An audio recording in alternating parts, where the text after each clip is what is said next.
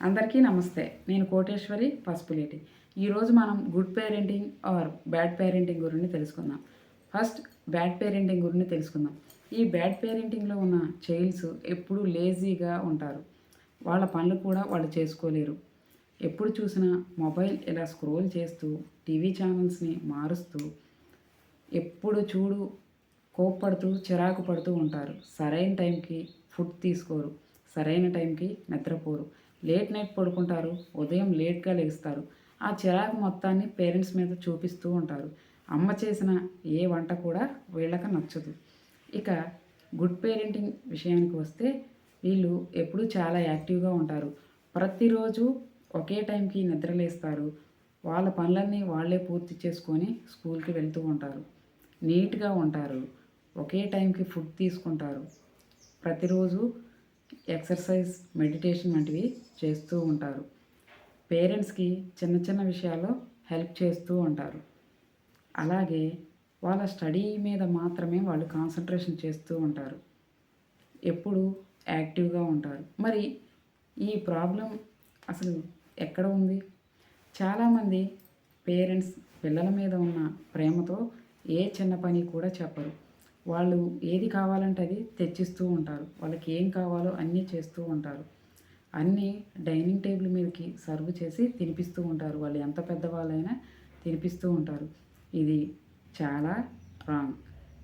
టీనేజ్‌లో అడుగుపెట్టిన పిల్లలకి ఒక 11, 12 ఇయర్స్ వచ్చిన పిల్లలకి చిన్న చిన్న పనులు నేర్పిస్తూ ఉండాలి.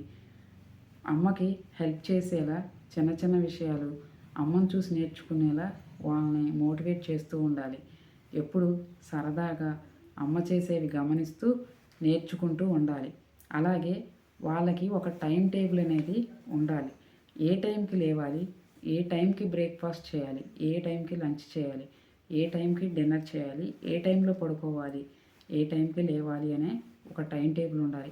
అలా ఉన్నప్పుడు వాళ్ళ హెల్త్ కూడా పర్ఫెక్ట్‌గా ఉంటుంది. ప్రతిరోజు ఎక్సర్సైజ్, యోగా వంటివి చిన్నప్పటి నుండే వాళ్ళకి అలవాటు చేస్తూ ఉండాలి. ఇలా చేయడం వల్ల ఎప్పుడైనా మదర్‌కి హెల్త్ ప్రాబ్లమ్ వచ్చినా అమ్మకి హెల్ప్ చేయగలుగుతారు. వాళ్ళ లంచ్ బాక్స్ వాళ్ళు ప్రిపేర్ చేసుకోగలుగుతారు. వాళ్ళు మెంటల్‌గా, ఫిజికల్‌గా కూడా స్ట్రాంగ్‌గా ఉంటారు. అమ్మకి, వాళ్ళకి మధ్య ఎమోషన్ అనేది కనెక్ట్ అవుతుంది. అలా కాకుండా మన అతి ప్రేమతో పిల్లలకి ఏం కావాలో అన్నీ చేసి పెడుతూ, వాళ్ళకి ఏ పని రాకుండా చేశామంటే రేపెప్పుడైనా మనం హెల్త్ బాగోలేని పరిస్థితిలోనో, వాళ్ళు ఎక్కడికైనా వెళ్ళి వచ్చిన పరిస్థితిలోనో చాలా సఫర్ అవుతూ ఉంటారు. పిల్లలకి అన్నీ ఇవ్వాలి, అన్నీ చేయాలి. అలాగే వాళ్ళకు కూడా కొన్ని విషయాలు అర్థమయ్యేలా చెప్పగలగాలి. చిన్న చిన్న పనులు చేసుకునేలా నేర్పించాలి. పిల్లలకి పని చెప్పడం తప్పు కాదు. గారాబంతో వాళ్ళకి ఏం రాకుండా పెంచడం తప్పు. అలాగే పిల్లలు చేసే ప్రతి పనిలోనూ పేరెంట్స్ అబ్జర్వ్ చేస్తూ ఉండాలి.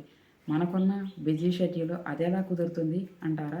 ఎప్పుడైతే మనం పిల్లలతో కనెక్ట్ అయ్యి రోజు ఒక హాఫ్ అన్ అవర్, 1 అవర్ వాళ్ళతో కూర్చొని స్కూల్‌లో జరిగిన విషయాలు అవ్వచ్చు, బయట ఫ్రెండ్స్‌తో ట్యూషన్‌లో జరిగిన విషయాలు అవ్వచ్చు, అడిగి తెలుసుకుంటూ ఉండాలి. అలాగే వాళ్ళు స్కూల్ వెళ్ళిన దగ్గర నుండి వచ్చే వరకు మన లైఫ్‌లో జరిగిన ఫన్నీ విషయాన్ని అప్పుడప్పుడు షేర్ చేస్తూ ఉండాలి. సరదాగా టైం స్పెండ్ చేస్తూ ఉండాలి. వాళ్ళ ప్రతి అవసరాన్ని మనం తీరుస్తున్నాం అంటే వాళ్ళకి ఏమీ తెలియకుండా పోతుంది.